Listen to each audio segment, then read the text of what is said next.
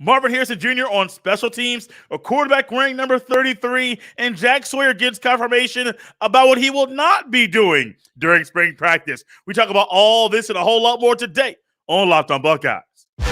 You are Locked on Buckeyes, your daily podcast on the Ohio State Buckeyes. Part of the Locked on Podcast Network, your team every day.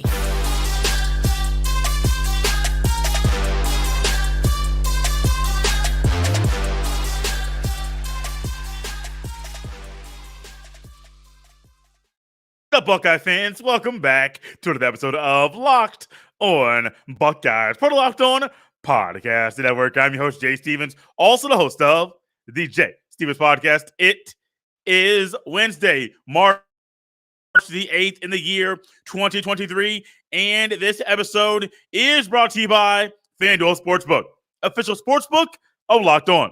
Make every moment more. Visit FanDuel.com/locked on today to get started. During this episode, we will discuss who lined up and took first team reps on Ohio State's defense yesterday during the first spring practice and discuss the pecking order of Ohio State's running back room as well. But before we get to any of that, spring practice is underway, and there are numerous ways we could take today's show. Take one topic, break it down, take numerous topics, just discuss them. But I'd like to highlight a few things that went down that we observed during the first spring practice at Ohio State during 2023.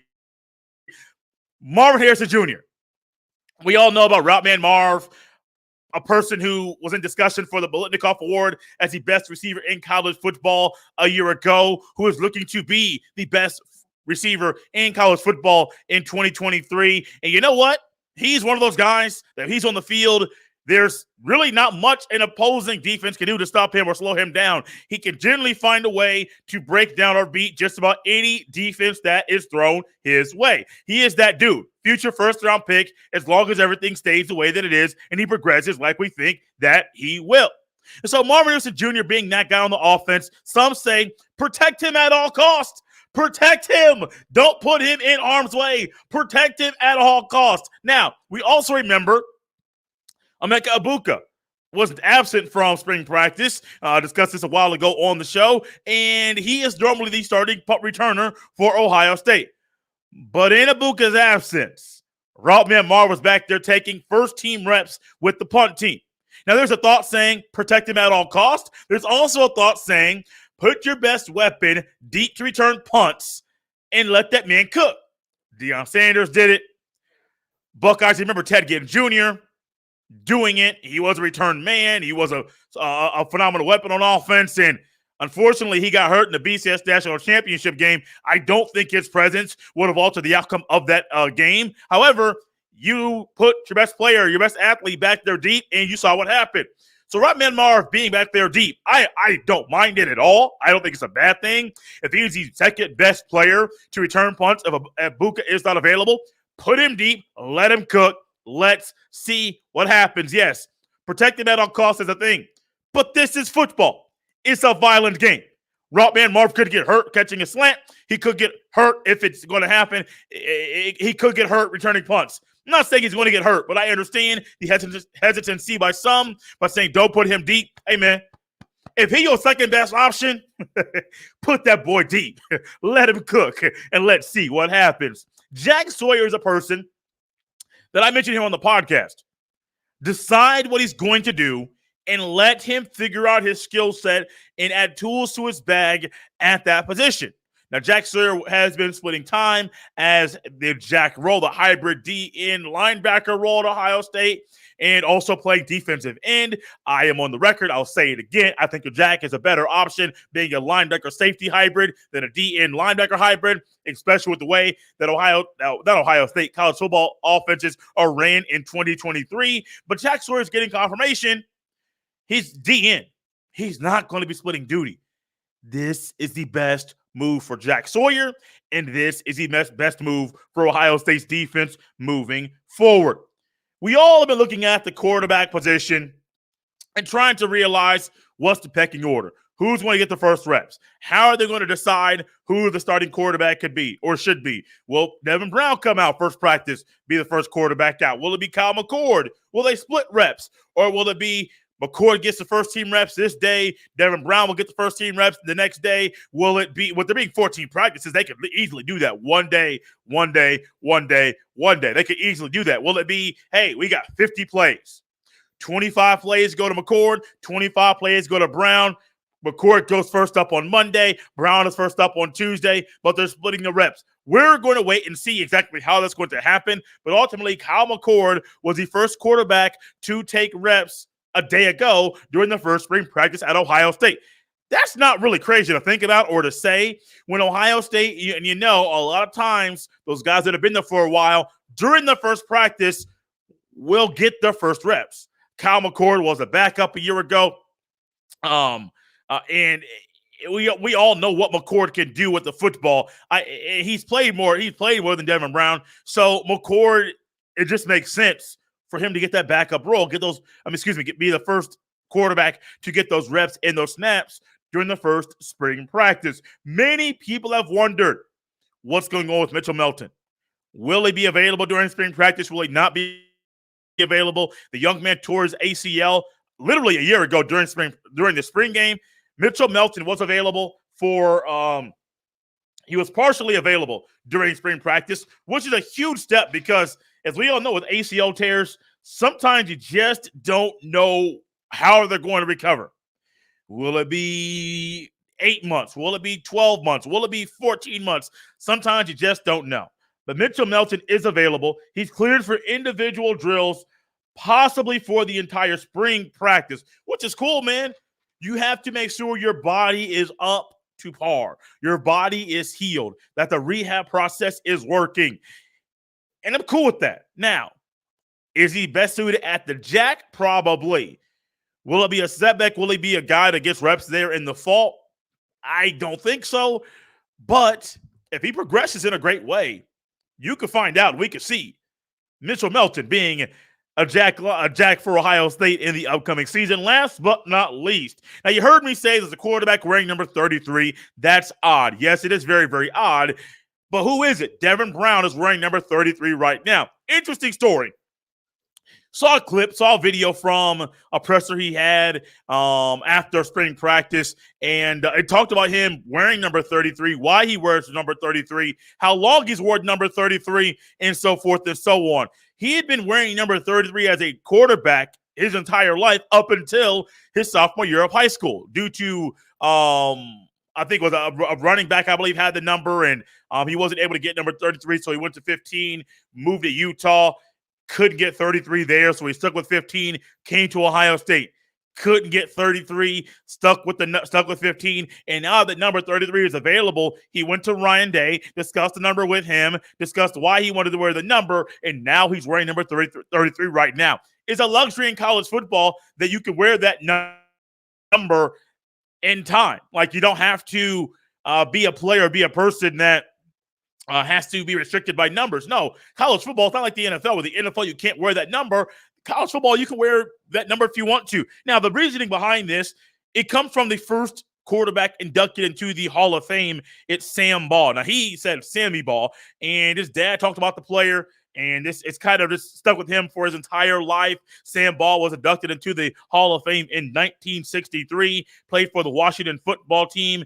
The name of the team that he played for, the nickname we do not say right now anymore. But Sam Ball was the person, and hey, if this young man knows history and wants to stick around and say, hey, Sammy Ball was the player, number 33, first quarterback inducted into the Hall of Fame, and I want to rep that, hey, buddy, more power to you.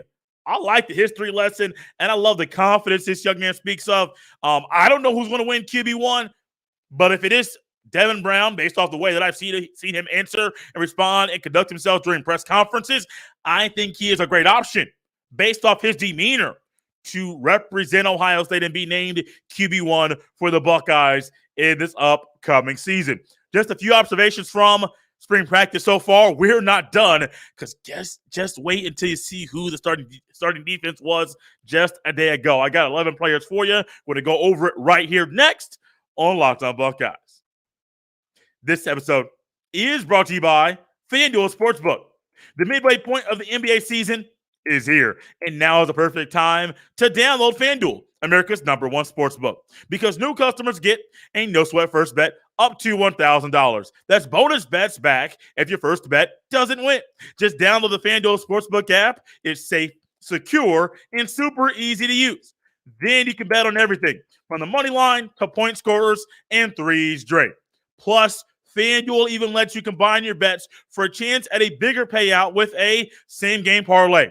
So don't miss the chance to get your no-sweat first bet up to $1,000 in bonus bets when you go to FanDuel.com/LockedOn. That's FanDuel.com/LockedOn to learn more. Make every moment more with FanDuel, an official sports betting partner of the NBA.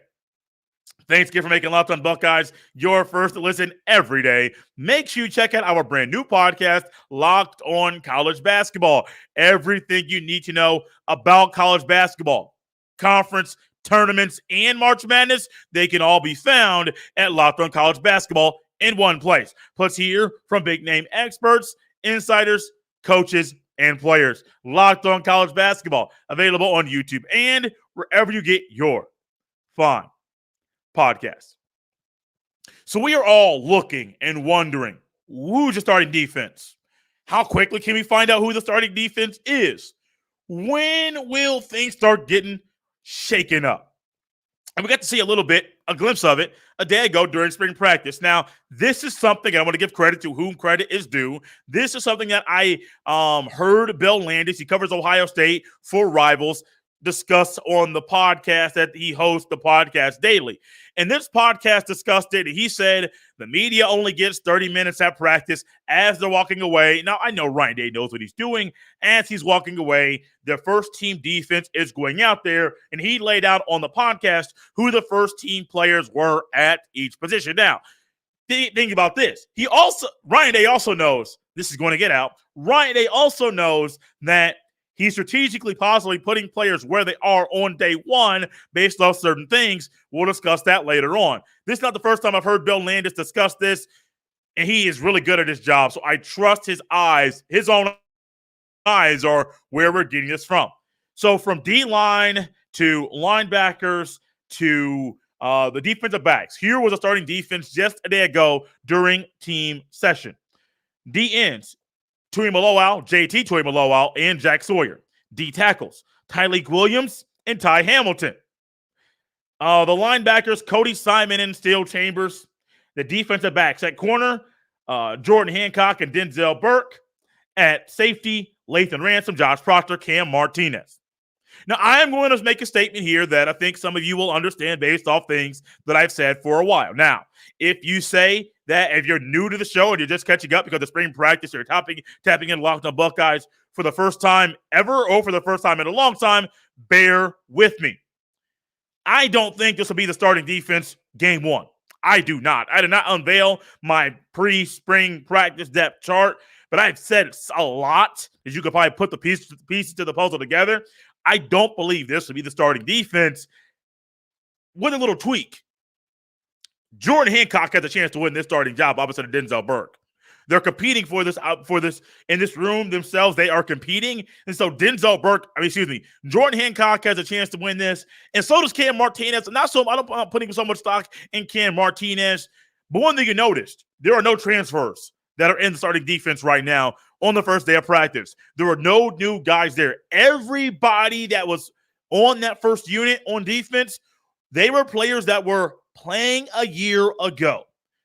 Jordan Hancock and Davison Igbinosun, that's going to be a fun battle to watch. Even if there's going to be a time when you rotate guys, which you all know my thoughts. I'm going to get some more about Jim Knowles' thoughts about rotating in a little bit, probably on tomorrow's show. I am not the biggest fan of rotating guys on defense. I am not. However, if Jordan Hancock keeps progressing like you think and he's healthy, if Davison Igbinosun, the Ole Miss transfer, he comes in, who looks a little beefed up, looks the part already, and he plays phenomenal football.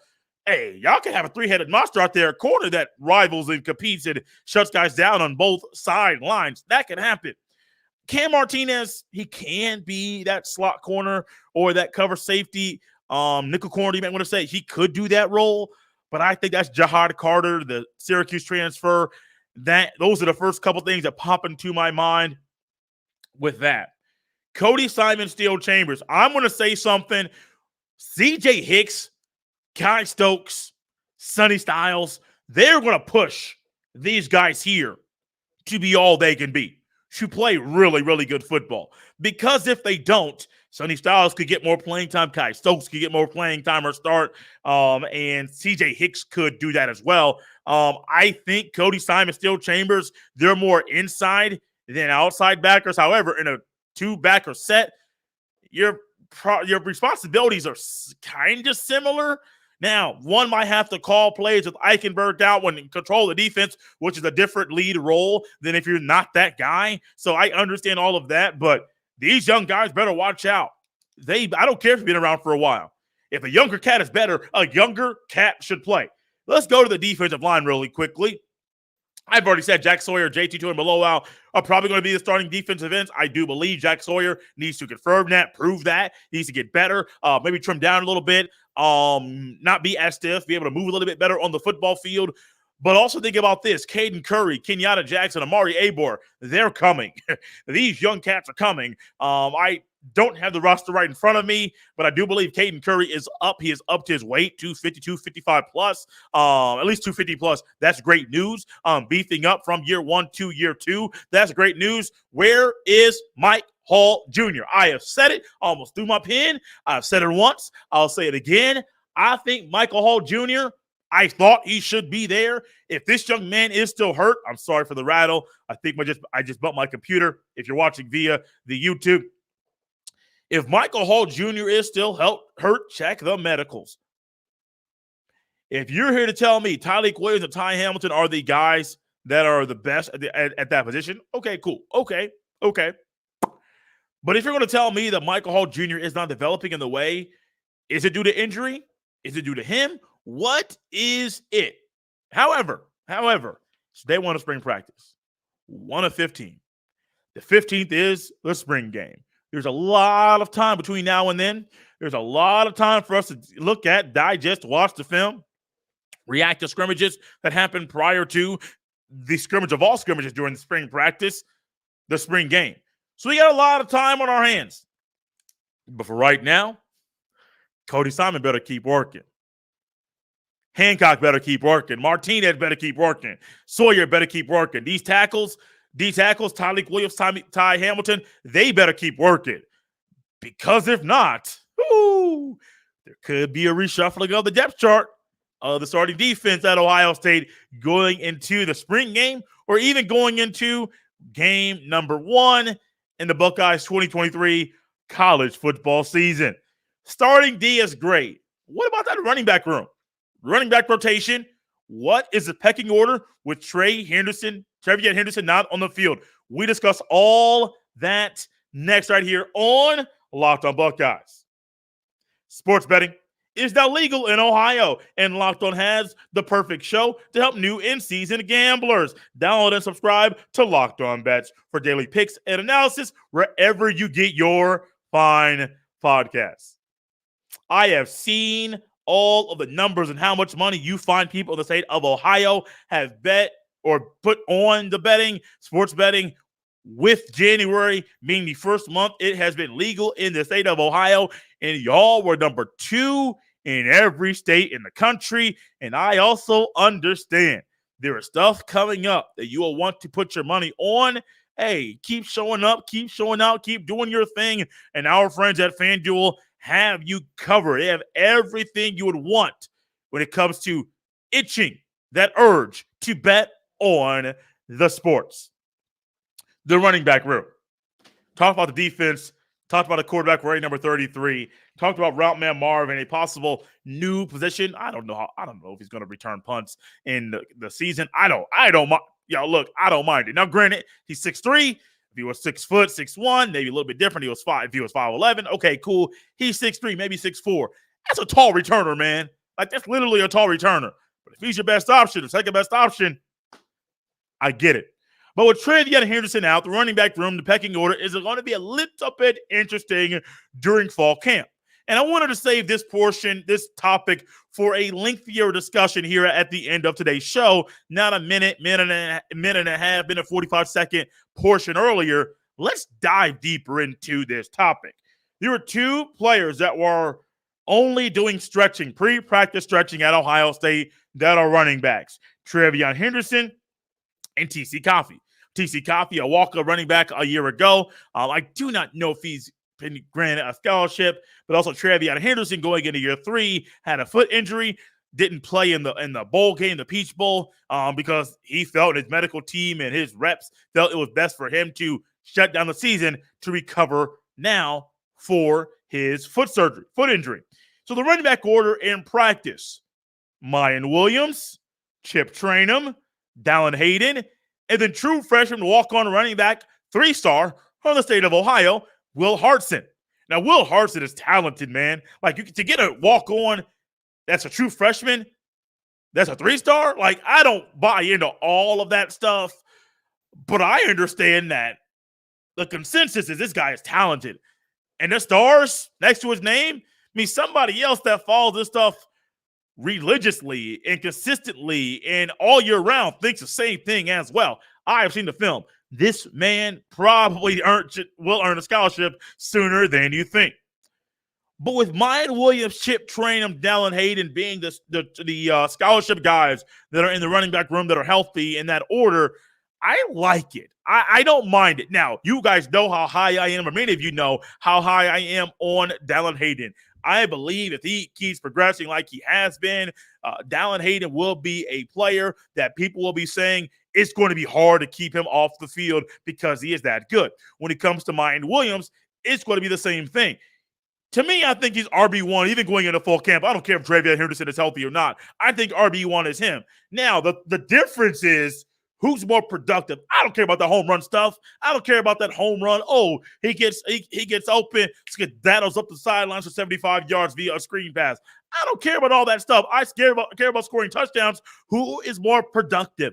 Who is the running back that is the most productive and helps the offense flow the best on the football field? We saw what Chip Trainum got to do. Was it against Michigan or Georgia? One of the two. But really, the first time he got running back reps all season in one of those two games, he did way better than I expected. Played heavier last year. He looks the part right now. He gains weight to play linebacker. I wonder if he's trimmed a little bit to play running back this year. He is a solid running back right now. And let me tell y'all, this cat would have been starting at Arizona State a year ago if he had not transferred to Ohio State. This cat is somebody that can push Mayan Williams, push Travion Henderson, push Evan Pryor, push Dallin Hayden to all get better. And if they don't look out, if they don't progress like you think, Chip Trainum could be a running back that could be starting a couple games for Ohio State this year. Do I think Tony Alford's going to find one running back and roll with him? I hope so. I do. What does Brian Hartline want? He's the OC. Like, he's in a lot of control of the offense. What does Brian Hartline want? Will Tony Alford be vetoed by Brian Hartline and say, oh, no, buddy, we got to get Chip in. We got some special plays. We just got some regular old plays for Chip Trainum. Let that bad boy cook. Let me tell y'all once again, this is going to be fun to watch. I talked about the quarterback competition, the competition at corner, competition on the O-line, the D-line. There's going to be a competition in that running back room to not just be the starting running back, but also be the backup running back. Y'all Travion Henderson fans, y'all might be hurt when Henderson's touches and carries and receptions, when those get cut, because Chip Trainum comes in and he puts in that work. It's day one. I'm excited. And I cannot wait to see what else happens with this football team the rest of spring practice. And we'll discuss it right here on Locked On Buckeyes today, tomorrow, and over the next month and a half as well. Guys, out of here on a Wednesday, a couple more days left. I'm excited. I am excited to discuss some more about the football with you here every single day. You can follow me on Twitter at jstevens07. You can send all of your emails to jstevens317 at gmail.com. One more thing the Buckeyes have a basketball game tonight against Wisconsin in the Big Ten Conference Tournament, 6:30 p.m. Eastern Standard Time. If they win this game tonight, don't know how to slip my mind. If they win this game tonight, they play tomorrow afternoon at 2:30 p.m. Eastern Time, and it's do or die, win or go home. And ultimately, I do believe the Buckeyes can win this game. I believe actually the first couple games are winnable. Just got to wait and see what Buckeye team shows up to play in the conference tournament. We're out of here. You hope you have a fun day. The weather outside, see some blue skies outside. It's also a little bit chillier, but hey, it's the beginning of March. Ain't 2 feet, 1 foot, 6 inches of snow on the ground. That's a plus to me. It's now 32 degrees as a high every single day. That's a plus to me. Another plus, the Buckeyes are back on the football field in spring practice, and the Buckeye basketball team could wow some people in the Big Ten Conference Tournament as well. Out of here on a Wednesday. Hope you have a great day.